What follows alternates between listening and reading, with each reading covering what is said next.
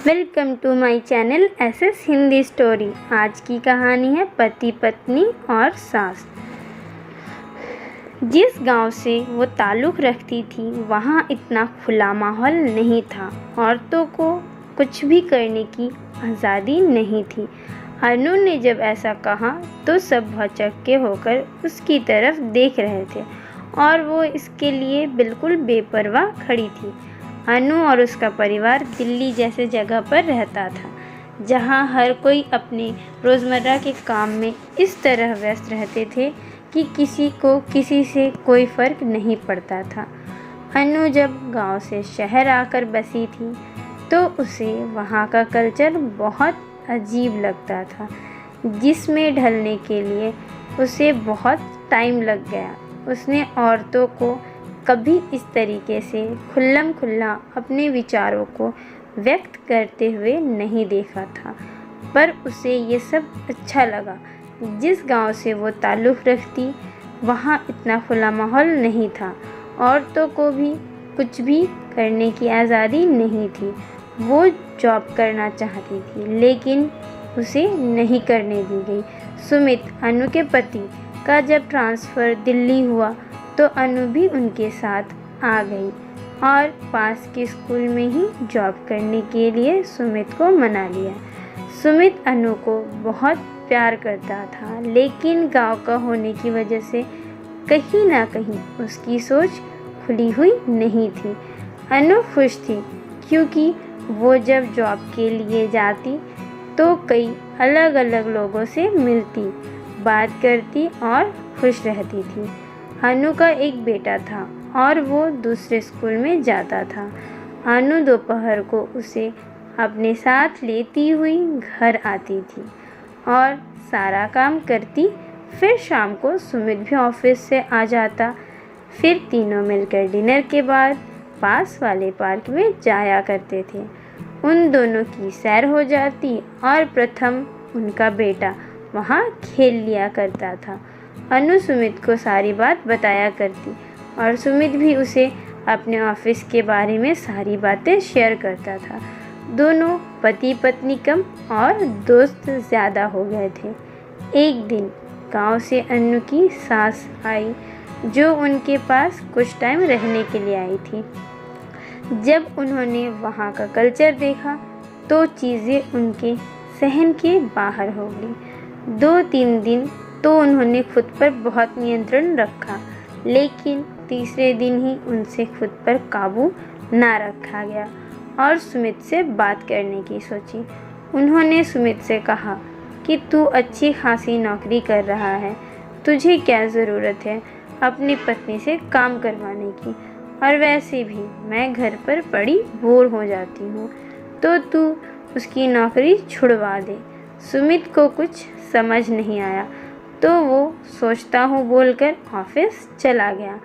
अनु ने ये सारी बातें सुन ली थी तो उस दिन से उसने माँ जी की हरकतों पर नज़र रखनी शुरू कर दी थी। एक दिन उसको स्कूल में देर हो रही थी तो उसने सुनीता यानी कि अनु की सहेली को बोला कि प्रथम को स्कूल से लेकर घर छोड़ देना, वहाँ माँ जी होंगी। सुनीता ने जब प्रथम को घर छोड़ा तो उसके 1 घंटे बाद जब अनु वापस घर आई तो उसने सुना माँ जी प्रथम को कह रही थी कि तू अपनी मम्मी को बोल कि वो अपनी जॉब छोड़ दे, तो तू जब घर आएगा तो तुझे मम्मी घर पर ही मिलेगी और खाना भी एकदम गर्म मिलेगा।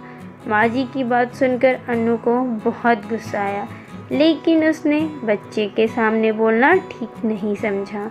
अगले दिन रात को जब खाना खाकर सुमित और अनु सैर के लिए जाने लगे तो माँ जी ने पेट में दर्द को लेकर सारा घर सर पर उठा लिया और उनका जाना कैंसिल हो गया।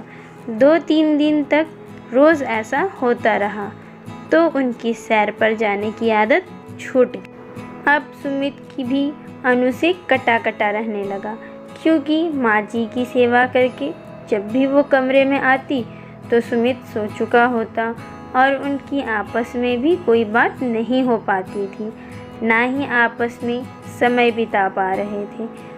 प्रथम के बर्थडे वाले दिन केक काटने के बाद सुमित ने कहा कि चलो आज बाहर खाना खाने चलते हैं। तो माँ जी ने फिर से पेट दर्द का बहाना किया और बोली, तू लल्ला को घुमा ला, इसका जन्मदिन है ना, बहू मेरे साथ रुक जाएगी, हम खिचड़ी खा लेंगे। अनु मुड़ी और बोली, सुमित ऐसा करो, तुम माँ जी के पास रुक जाओ और माँ जी के साथ ही खाना खाओ, उन्हें अच्छा लगेगा। मैं प्रथम को बाहर घुमा लाती हूँ, सही है ना, दोनों माँ बेटे एंजॉय करते हैं। अनु की बात सुनकर सब भौचक्के रह गए और अनु की तरफ देखने लगे, पर वो बेफिक्र खड़ी थी। अनु ने सुमित को कहा कि अब बस और नहीं, रोज़ रोज़ माँ जी के होने वाले पेट दर्द की वजह, प्रथम को माँ की जॉब छुड़वाने वाली बात पर बहकाना और सारा काला चिट्ठा सुमित के आगे खोलकर रख दिया। सुमित की माँ के इस बर्ताव से सुमित हैरान था। उसने माँ से पूछा कि ये सब सच है? तो माँ बोली, क्या ज़रूरत है इसको नौकरी करने की, तू अच्छा खासा कमा तो रहा है ना, तेरे से घर के काम में मदद लेती है, अगर घर पर रहेगी तो खुद काम करेगी ना। सुमित ने जवाब दिया कि बस करो माँ, ये मेरी मर्ज़ी से नौकरी करती है और इसकी तनख्वाह से हमारे घर में मदद होती है, तो अगर मैं इसकी मदद करूँ तो उसमें क्या हर्ज है। दूसरी बात, अगर आप घर पर बोर हो जाती हो तो सत्संग में जाओ, प्रथम का ख्याल रखो, लेकिन उसे गलत बातें मत सिखाओ। माँ को अब समझ आ चुका था कि चुप रहने में ही भलाई है। अनु सुमित को चुपचाप खड़ी देख रही थी और मन ही मन उसका धन्यवाद कर रही थी। तो दोस्तों, आज की कहानी हमारी यहीं समाप्त होती है। कल फिर मिलेंगे एक नई और मनोरंजक कहानी के साथ। Thanks for watching this video. Please like करें, सब्सक्राइब करें और कमेंट करके ज़रूर बताएं कि हमारी कहानी कैसी लगी और आप किस प्रकार की कहानी सुनना पसंद करेंगे।